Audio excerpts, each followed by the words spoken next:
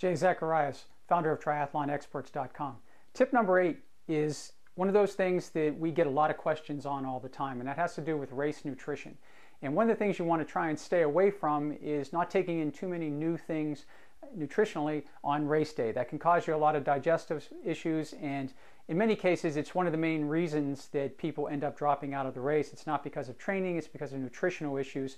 There's some other areas with that, but nutritional issues tend to be one of those things that really get people on race day.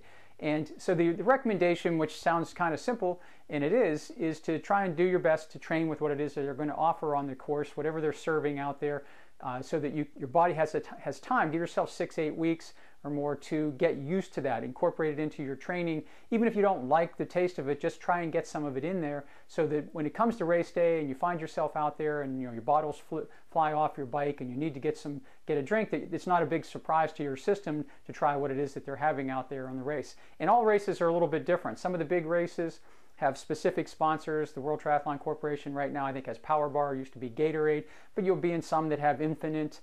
And if the other thing is you might go out of the country and they'll have something completely different if you're going to do one of the big races someplace else in the world. And it's not always that easy to get a hold of these things. I mean, I found this out years ago when my first time when I was going down to New Zealand. They used a drink called PB, and I tried to order some from New Zealand to have it shipped to me months and months ahead of time. But it happened to be that the race that I was doing in New Zealand was the year 2002, and obviously it was following September 11th. 2001, and things just getting through customs and all that were just very, very difficult. I long story short, never was able to get the drink. So I had to have a different strategy. And here's what I would recommend: that if you don't know what it is that they're going to serve, or you don't really care, you just want to make sure that you're ready, is to buy a variety of different types of drinks and gels and bars and things like that they might be serving, and just change them up. If you go out on a bike ride, take a scoop from 2 different drinks and throw them in your water bottle and try that, because they get mixed together on race day. Try different gels. Never eat the same one twice. Try from different companies in particular, because they all have different consistencies, different flavors, all those kinds of things. And it's surprising too, a lot of times in the races what I find is that the least favorite flavors are the ones that the sponsors give to people for the races.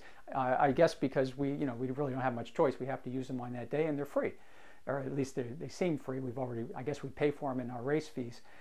But the other point is just mix it up a lot, and you'll find that out there on race day, your system is just much more adaptable to what is happening out on the course than if you just stay with one thing. And this is particularly true if you have a sensitive system, because GI issues are just a nightmare out there on the course. They just take away from the whole experience, and they're no fun. And do your best to avoid them. So mix it up. Mix up the drinks on your bike, mix up the gels, mix up the bars, and you'll have a much better race out there on race day.